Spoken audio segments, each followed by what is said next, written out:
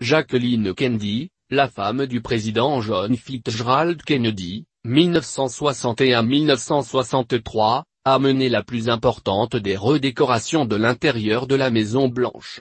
Elle fit transformer l'intérieur de nombreuses pièces afin de leur rendre leur aspect de XX siècle, utilisant souvent des meubles de grande qualité entreposés et oubliés dans les sous-sols. Henri-Francis Dupont, du musée William Terture, a dirigé le We to the Fine Art Committee, comité des beaux-arts de la Maison-Blanche. Des recherches furent conduites pour l'utilisation et la décoration des premières pièces principales de la maison.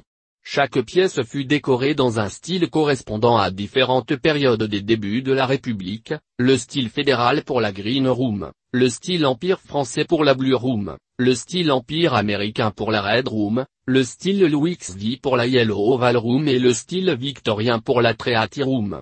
Des meubles anciens, ainsi que des tissus et des objets décoratifs ont été acquis, sur la base de documents historiques de chaque période. Une grande partie des antiquités, des peintures et des autres améliorations de la période Kennedy proviennent de riches donateurs, parmi lesquels la famille Crowninshield, Jeanne Gaillard, Jane Wrightsman et la famille Oppenheimer. Le bureau du conservateur de la Maison-Blanche, We to the Office of the Curator, est créé.